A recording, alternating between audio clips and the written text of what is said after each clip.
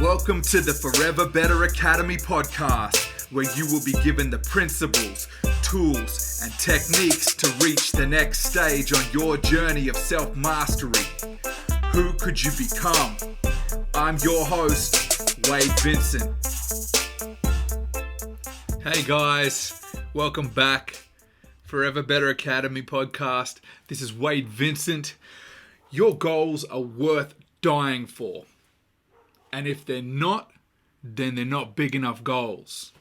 Now, given that my background was a rapper, hip-hop artist, I think it's an appropriate title for the podcast, Set Goals or Die Trying. Those of you that know the hip-hop world know that that's a play on the 50 Cent album, Get Rich or Die Trying. So, I grew up inspired by hip-hop, it touched my soul like you would not believe. I remember when I was a little boy, we were very, very poor, and my mum and I went down to Melbourne. So we live in Brisbane, which is the third biggest capital city in Australia, about an hour's flight north of Sydney.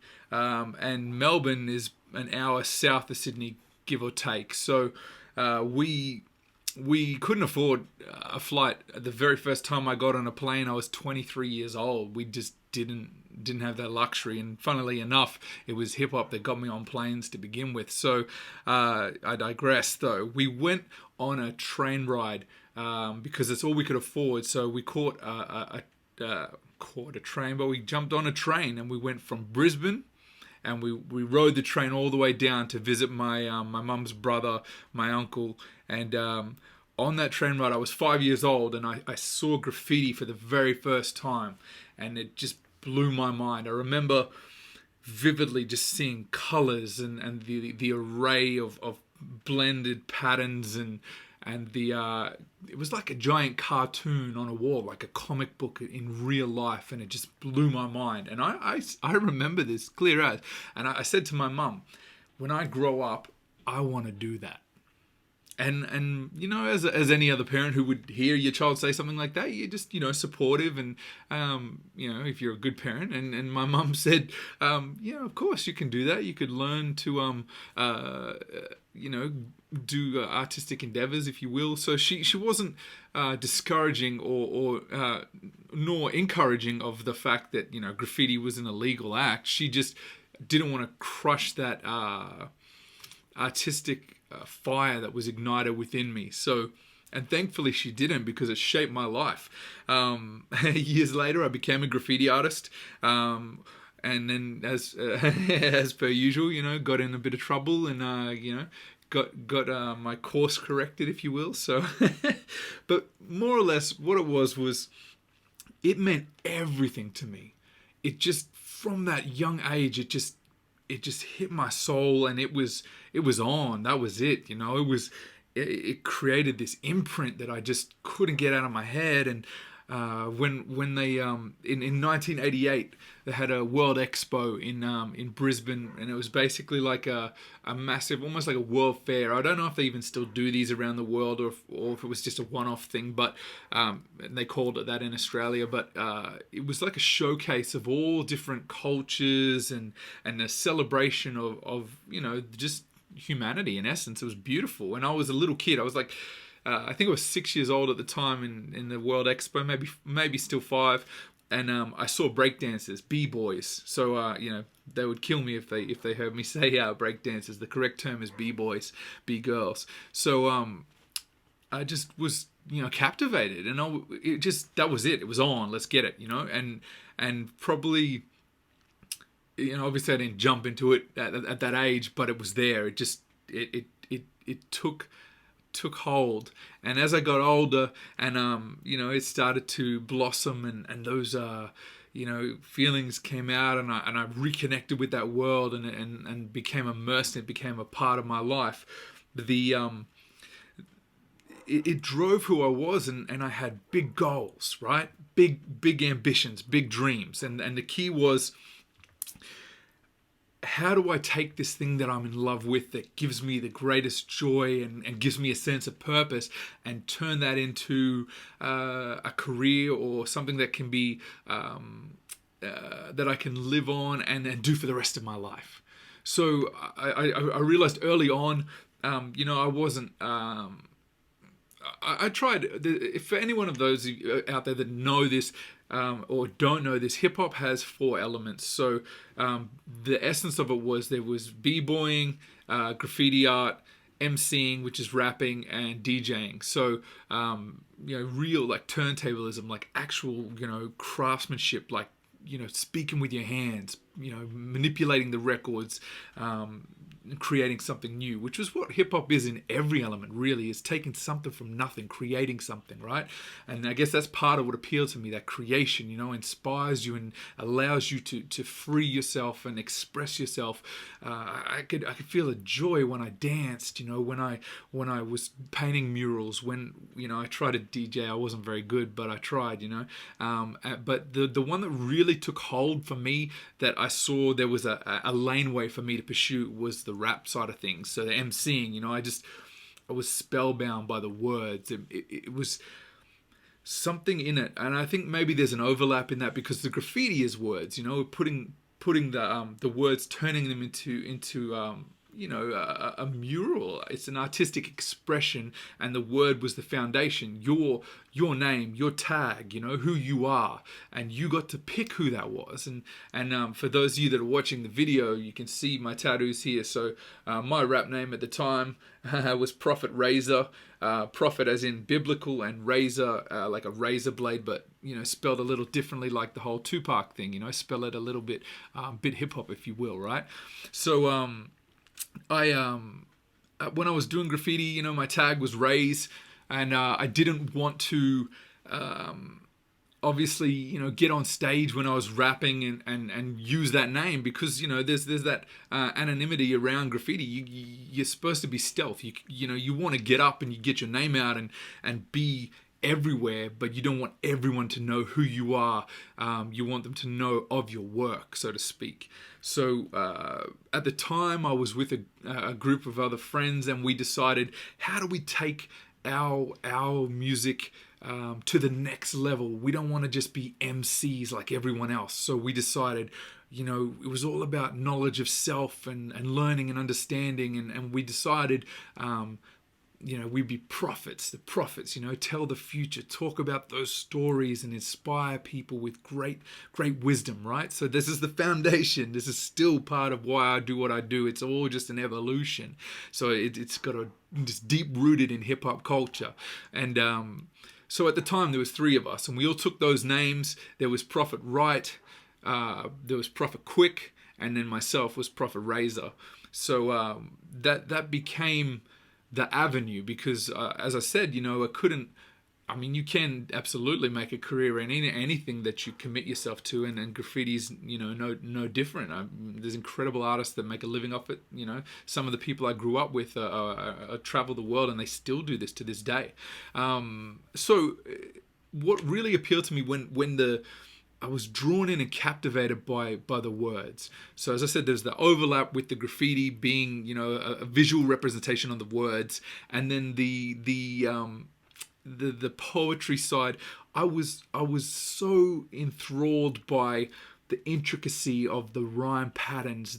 It was like puzzle pieces. I took my words and tried to manipulate them and craft them in a way that was perfection, that no one else had thought of. The way that I weaved my magic and put my pieces together to create a new picture in a way that inspired people, that no one else had done it in this unique way. The words were my paint, the beat was my canvas, if that makes sense. And that drove me. That's all I could think about. I would be at work constantly thinking about it. I would be on my lunch break, and I'd be writing rhymes and planning for my album. I'd come home and I'd work on it till like 2-3 in the morning, and that was all I did. That was my life. I lived it. That's just what drove me. And my real desire, was that I wanted to be the best. I'm competitive by nature, and if I'm gonna do it, I'm gonna do it right. If it's worth doing it as best as you can, right?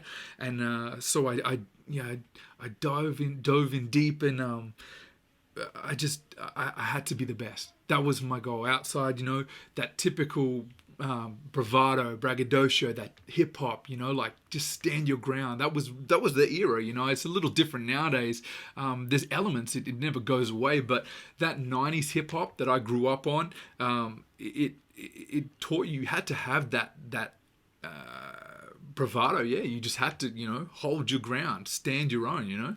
And internally, I'm at the same time I'm feeling that struggle of, am I good enough? Maybe I'm not. This is sort of the early period when probably Eminem was just starting to sort of break out. And actually, it's a funny thing too. When I first saw Eminem and I listened to it, and I knew, I'm like, yeah, it's rap. He's rapping, but he's white. Is he a rapper? Is this the same thing? I didn't even know how to take it when I was excited by it and driven by it, and I was confused. So I had this massive, outward facing, I'm the man, and this inner thing of, I'm a white kid in suburban Australia.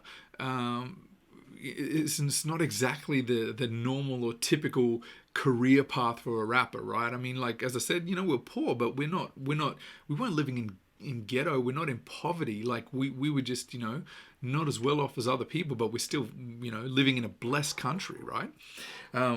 So that was probably that first sort of obstacle that I hit was, okay, I'm in the wrong country. So what do I need to do? So I basically said, okay, I've got to get to America. I have to go where the action is, right? So I at the time I'd released an EP, so that's like an extended player, so a little longer than a single, but not quite a full album. So I'd done a EP called 6 Books, and it was basically six tracks, and it was sort of structured out as a book, like each track was like a chapter, so it was kind of like bundled or packaged as if it was a lyrical book, right?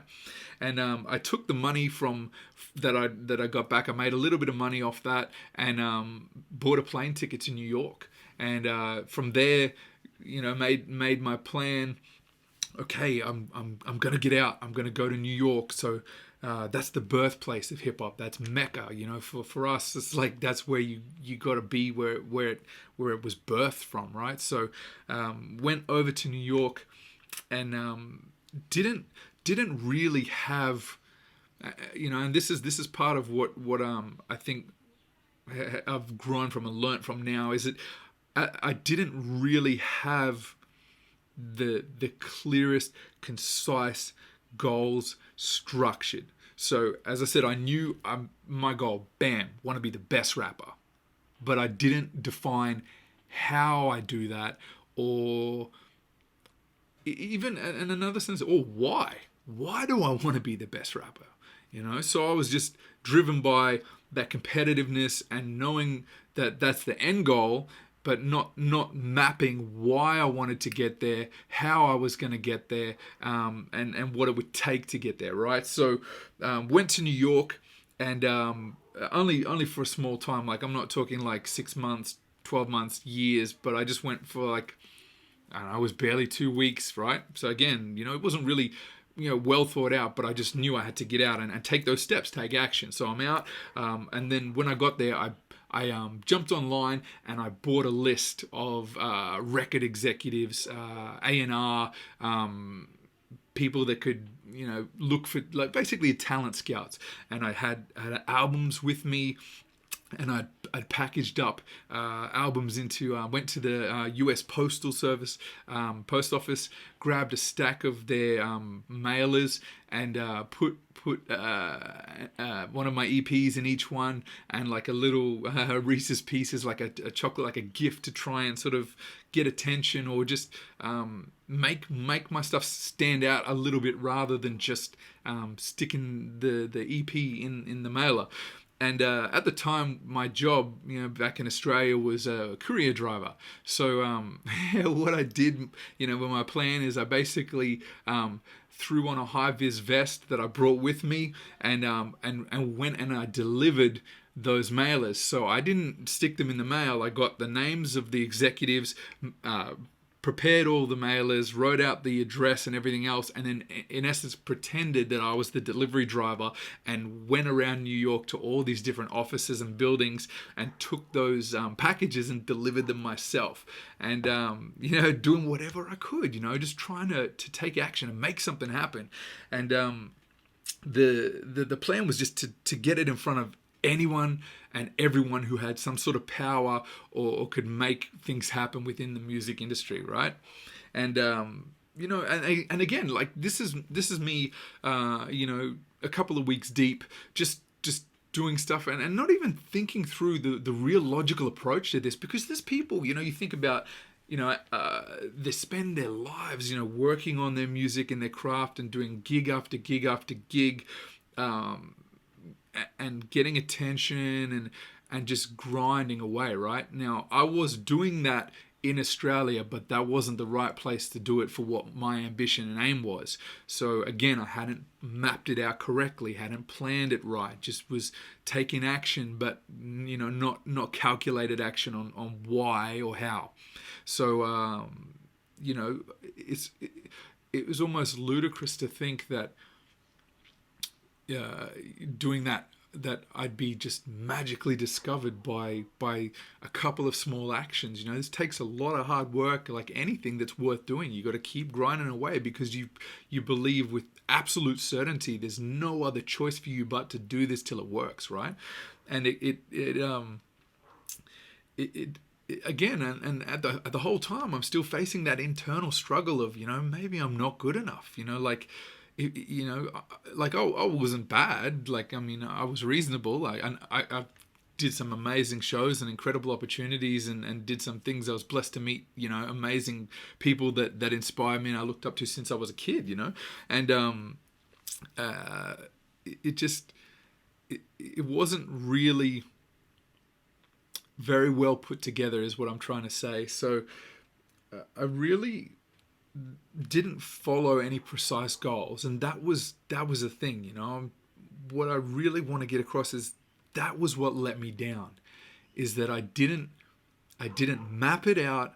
I took portions of what I needed to do to achieve the success I was chasing, but I didn't connect it to anything else. I just took an action. And yes, absolutely, taking those actions is vital and important to move you forward, better than sort of sitting and over planning too long. You have to find that happy medium. You can't sit and plan and map for so long that you don't do anything, right? So you take that action, you learn from the information that comes back to you, and you recalibrate, and then you tweak things a little, change them a little, and then keep building on them, and you create that structure that's going to drive you to the goal that you're trying to achieve, right?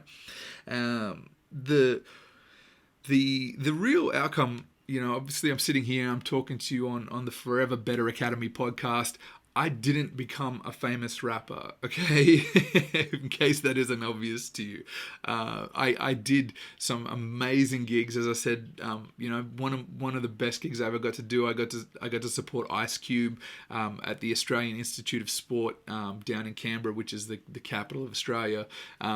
Just cool as hell, I got to talk to Ice Cube and get his autograph, meet the dude, perform, supporting him, warm up the crowd. Incredible stuff. I got to meet Ghostface Killer from Wu-Tang, I never forget, just rapping on stage and just vibing, and then seeing like at the merch desk, the Wu-Tang shirts for sale beside my shirts, and that's the coolest thing. I got to do so many dope things, I got to support De La Soul, just countless, lots of small acts too that a lot of younger kids probably wouldn't even know about nowadays, but just amazing opportunities, right? I got to do some wonderful things, and those things came about because I took action. But then I think, how much further could I have really pushed it? And that's the secret. You see, maybe it was not that I wasn't quite good enough, or timing plays a piece, but I'm absolutely certain that if I had have mapped out precisely my goals that I wanted to achieve, how I was going to achieve them, why I wanted to achieve them, and I made them clear, absolutely clear and certain in my mind, that, who knows, maybe it could have taken me far further than I got. And I'm proud of the things that I've achieved in that. But what the key takeaway here that I learned from all of this is that now, because I didn't achieve to the level that I wanted to, as I said, like I literally wanted to be the best. If I'm going to do it, why not be the best? And then now everything I approach now, I learn from those things, because I can take the data, the feedback that I've been given from my actions and what I'm putting out, and how the universe is responding, to what I'm doing, and know how to better approach the next goal, the next thing that I'm trying to attack and achieve in my life. So I feel I have wonderful opportunities to take all those lessons and the things that I learned doing music and performing and being part of the hip hop culture and being part of that world, and then utilizing those things to now drive Forever Better Academy, and how I am more clear on what I want to achieve and how I can share that with others and why I'm doing what I'm doing.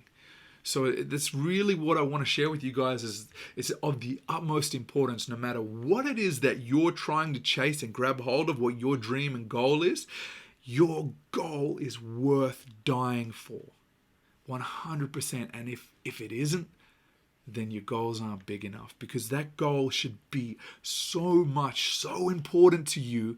You need something worth fighting for. You need something that inspires you to get up each day, that makes you want to keep going, that makes you not want to quit, and that you're willing to lay everything on the line for, because you've got everything that means something you tied into that. It's your world. That's what your purpose is, what you're here for. And I know sometimes people don't understand what their purpose is yet, and that's okay. It takes time. Sometimes people just know, they just understand what they're after, they feel it from a young age, they're ready, they're chasing it, they go get it.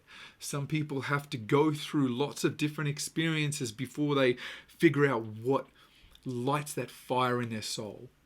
And that was the thing, when I had to face that realization, that I wasn't going to succeed in music to the extent that I wanted to. At the time, that was a hard truth, because I had to make that conscious decision. I made the decision that it wasn't working, and now is the time to move on. And that gave me an entire shift on my perspective of who I was. And at the time, I felt lost, and I was unsure of, what's my purpose, because I believed, since I was a little kid, this is my purpose. And to feel with absolute certainty in your heart and soul that that's why you're on this planet, and then it doesn't come together, and I didn't make it happen, it's like, oh, okay, well, now what? But I understand now what as I get a little bit, hindsight, you can look back and see and understand how to put those things together, because all those experiences and those that journey that I was on, that I am on, it shaped who I am and enables me to grow into the person I need to become. And I can pinpoint, when you look back and you can see, here's something that happened, you don't understand at the time, but when you look back, you can go, here's that dot, that connects to this dot, that connects to this dot, that connects to this dot, and you can actually see how that all intertwines and why you are where you are and how it's led you there. And it to me, what I've taken from that and learnt from that and understood is that deep down, what I always knew in my heart was the reason I was trying to take those words and create songs was because I wanted to share lessons with people. I wanted to take things that I've learned that have changed my life or impacted me in some way and give that to other people in the hope that will change their life and shape them and impact them in the same way for the better, right? And that's what Forever Better Academy is. It's taken all those things and the culmination of my experiences in the hip hop world and the people I've met and the things I've gone through, and it's just refined it, as I said, recalibrate, tweak those little things, and it's evolved into what Forever Better Academy is, because that's the thing that lights my soul up. I didn't realize at the time. I thought it was the music. What it was helping other people, and I saw music as my channel, as my vehicle to take that lessons and the truth and the guidance that I wanted to offer to change people's lives, to tell stories and give people hope, empower them, right? Because the music did that for me. And now I realize I can do that in many different ways. So now I'm blessed because my path has just it hasn't really changed. It's just I'm in a different vehicle, so to speak, right? So I want to stress that now I can take all those things, right? All those experiences and lessons, I can use them to better serve me now. So when you set those goals for yourself, remember you've got to be precise. You need to understand why. You need to map this stuff out. And if you don't know, that's okay, but you have to start somewhere. Even if your goal is from, instead of being the end part, the pinnacle, set your goal in a level where you can achieve that first step, right? Just that first step ahead of where you are. And then you get there, and then you can look at what you've learned and take in those lessons and those experiences and take from there and set the goal a little bigger. So it's ever evolving. It always keeps going. It doesn't change. The outcome can still be whatever you want it to be. You can shift how you achieve it. But it's critical, guys. Remember, okay? Take that time, map it out, plan it, because those goals is what's going to get you there. If you don't plan it, you're setting yourself up to fail, because that's what happened. I didn't prepare. I didn't plan it correctly. I wasn't precise with why I was doing what I was doing and how I was going to do it. And I'm absolutely certain that's the reason why. Because if it wasn't for that, right now you might be listening to me on a song rather than listening to me on a podcast or watching this video on YouTube. You could be watching a video clip that I did. But I'm still speaking to you guys, okay? Still here, still trying to share that good knowledge and empower people and change their lives and help you to become the best version of yourself. That's what it's about. So I hope that you guys, dig my story. I like sometimes to reminisce and talk about this stuff. I got many, many interesting hip-hop stories I'll tell you along the way. So if you're enjoying the podcast, please subscribe, leave a review, rate the podcast, because that's what helps get this word out and spread the message. Because without the support of you guys, I can't spread these lessons and the things that I've learned that have helped me to help change other people's lives. So if you can take the time, I would love it for you guys to leave a review or write some comments, tell me what you want to talk about, and I'm happy to create a podcast about any kind of topics you're interested in. So as always, I want you guys to remember, who could you become? This is Wade Vincent, Forever Better Academy. I am blessed and I'm grateful, and I thank each and every one of you for being here and being a part of my journey, and I'm excited to be a part of your journey, and I look forward to seeing you guys map out and plan your goals and achieve the success that you're after. Thanks for listening, thanks for watching, and I'll talk to you again soon. See you later, guys.